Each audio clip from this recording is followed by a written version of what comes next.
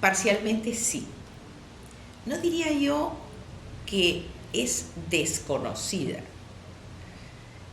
sino que no es suficientemente valorada.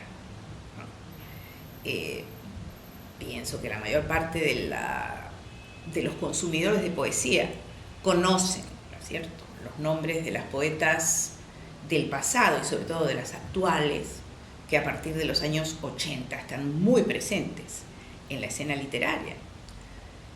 Sí que las conocen, pero la valoración no es suficiente ni bien fundada, porque predomina lo que podríamos llamar una suerte de canon poético de la modernidad, que se asienta fundamentalmente en los modelos de los poetas varones.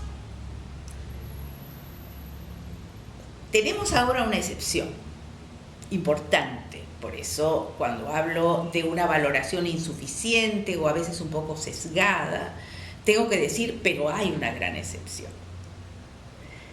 Y esa gran excepción es en efecto la figura a la que ustedes le van a dedicar el coloquio de literatura, que es la de Blanca Varela, ¿sí?, que es una gran poeta que ha obtenido consagración mundial, y eso indudablemente ayuda a que se la considere un caso especial, un caso aparte, casi un caso al margen de su sexo, al margen de su situación personal.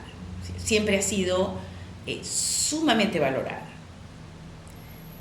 Pero hay que decir al respecto que le ha ayudado un poco el tener, y ella misma lo decía, el espaldarazo de hombres importantes, intelectuales y artistas importantes desde la época de su juventud. Ella era hasta cierto punto una flor rara en una suerte de desierto femenino, ¿no es cierto?, cuando ella asistía a los coloquios, a los conversatorios, a las reuniones intelectuales que se realizaban entre los representantes de la inteligencia intelectual de esa época y sobre todo sanmarquina. Pues ella era la única mujer. La apreciaban especialmente, porque además de ser sumamente inteligente y muy discreta, era una mujer muy bonita. Y esto cuenta también, ¿no es cierto?, desde una mirada sumamente convencional. Luego lo que, además de su genio, tuvo Blanca Varela a su favor fue su extraordinaria discreción en la vida. Ella era una persona casi recoleta, diría, que no le gustaba la publicidad, el hacer ostentación de sus logros. Yo diría que escribía casi en secreto y era un juez implacable de lo que ella misma escribía. Entonces, desde ese punto de vista, resultaba una figura admirable y a la vez poco molesta para el establishment de la literatura. Mientras que cuando surge una buena cantidad de mujeres poetas más jóvenes en los años 80, son una cantidad tan considerable que empieza a hablarse de las poetas de los 80. A partir de este momento, la recepción se vuelve menos entusiasta, por una serie de razones. Porque son muchas, quiero decir, ya hay bastantes mujeres presentes en la escena literaria, y porque sí llaman la atención, porque sí plantean desde la poesía, en muchos casos, temas realmente incómodos para lo que podríamos llamar el establishment de la cultura de ese momento. Entonces, no es de extrañar que se tratara o de encasillarlas, es decir, las mujeres, como si se tratara de un equipo de básquetbol, ¿cierto? O simplemente la poesía del cuerpo. Porque en algunas de ellas, que no en todas, esta temática estaba presente. Entonces, en un primer momento y hasta el día de hoy, hay la tendencia o a uniformizarlas o a encasillarlas dentro de ciertas temáticas o de ciertos tipos de escritura que corresponden a los clichés sobre lo femenino. Una de las poetas que surgen en esa época es una profesora nuestra. Tenemos más de una profesora poeta. Tenemos a Giovanna Polarolo, tenemos a Victoria Guerrero, a quien acabo de ver en la puerta. Vicky ha tenido más suerte con su poesía, es de las más jóvenes y cultiva un tipo de poesía, yo diría, menos subjetivista en apariencia, al menos en apariencia. Por eso ha sido mejor recibida.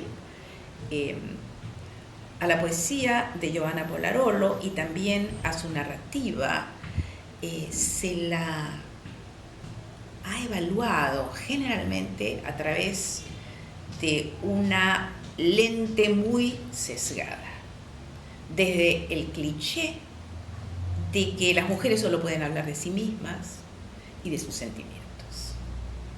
Entonces, se tiende a biografizar o a tratar, digamos, de proyectar los sucesos de su vida sobre sus textos poéticos y narrativos, que indudablemente tienen mucho de su vida, porque es ineludible, ¿no?, que un escritor ponga algo de su vida en lo que escribe. Pero, de nuevo, lo que se impone en la valoración es el cliché a priorístico al que se llega al texto, ¿no?, con la idea de lo que se supone que es típico de la sensibilidad.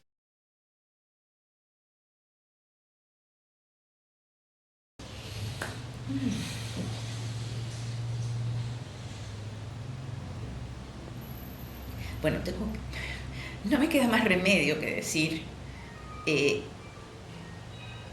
voy con el resto del mundo. Tengo una admiración sin límites por Blanca Varela. No puedo no decirlo. Considero que es una poeta absolutamente genial. En lo único que no voy con el grueso del mundo es en leerla como si no hubiera sido una mujer. Es decir, para mí sí está presente en todo lo que ella ha producido, su experiencia como mujer. Es un tipo de escritura que sí tiene sexo contra lo que algunos de los críticos del establishment han afirmado. La escritura no tiene sexo. Cuando digo sí tiene sexo, lo digo de un punto de vista metafórico. Digo que ella ha escrito textos que solo una mujer puede escribir, porque corresponden exclusivamente a una experiencia de mujer, como Casa de Cuervos, ¿no?, que es el poema más extraordinario que yo haya leído sobre la maternidad. Ahora, hay otras poetas nuestras que han escrito poemas muy impactantes sobre este mismo tipo de experiencia,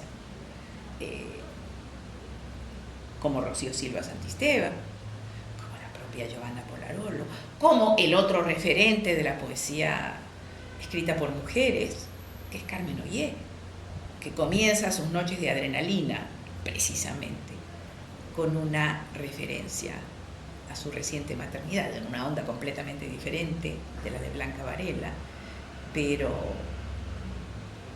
muy potente, es decir, muy impactante para las lectoras mujeres. Entonces,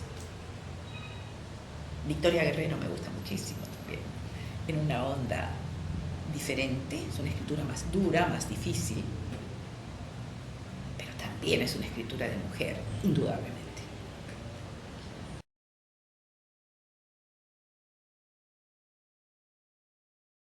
Bueno, lo primero que puedo decir es que yo no he tenido nada que ver en eso, contra lo que muchos de mis colegas pudieran haber pensado, porque yo soy precisamente una entusiasta de esos temas, porque he dedicado parte de mi vida a leer, a gozar y a escribir sobre las poetas peruanas, sobre todas las poetas de las que se va a hablar en el coloquio.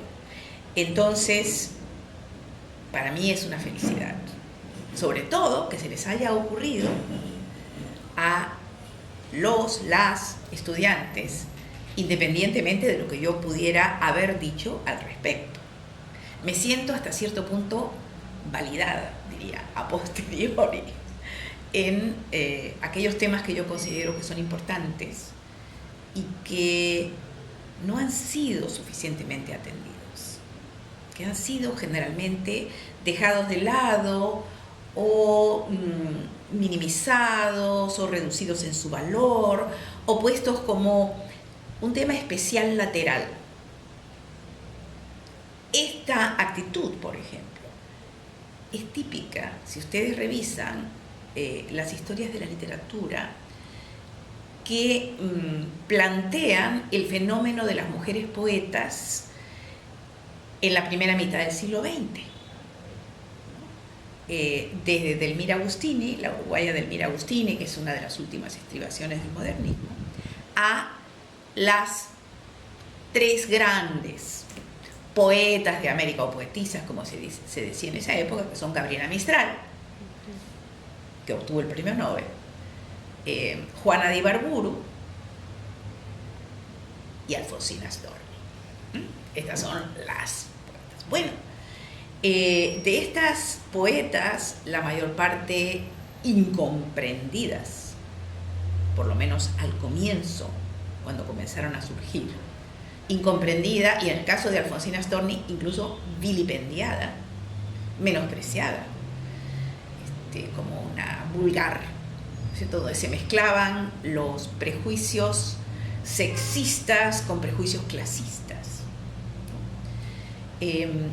Pues bien, cuando muchos años después se hace un recuento en las historias literarias más importantes de Hispanoamérica, se suele hablar de todas ellas como las mujeres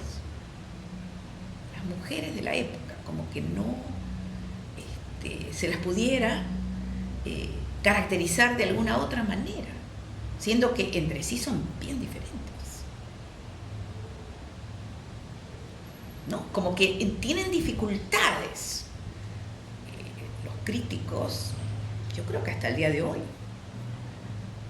en entender a estas figuras de una manera un poquito menos tosca, menos burda, que decir la poesía femenina de la época. Pues cada una de ellas es bien diferente. Que son mujeres escritoras, sí lo son.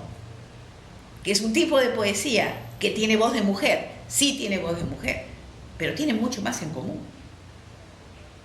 Y muchas más diferencias entre sí que el hecho de ser mujeres y de que la voz que resuena en sus poemas sea una voz femenina, ¿no? Entonces, sí, me parece muy importante, muy, muy importante que se haga un esfuerzo, por un lado, por poner en el primer plano de la atención, del estudio, de la reflexión crítica a estas figuras literarias que o han sido glorificadas más allá de su género y sexo, o han sido más bien uniformizadas, clisificadas o no adecuadamente valoradas en su producción. Entonces es muy importante lo que ustedes están haciendo, muy, muy importante. Y es, creo, esta iniciativa puede convertirse en un aporte muy interesante para el estudio de la literatura peruana. Me encantaría que este 19, no sé, es el 19º coloquio de literatura, que por una iniciativa felicísima está dedicada a las voces femeninas de la poesía, ¿no es cierto? Me encantaría que participaran la mayor cantidad posible de estudiantes, chicas y chicos. Es muy importante que los chicos también intervengan aquí, que demuestren al mundo que las nuevas generaciones de hombres jóvenes son mucho más progresistas que las anteriores y que están plenamente dispuestos a valorizar como corresponde a todas estas voces poéticas. Me encantaría también que participen en este simposio la mayor cantidad posible de estudiantes de literatura de todas las universidades del país y, si fuera posible, de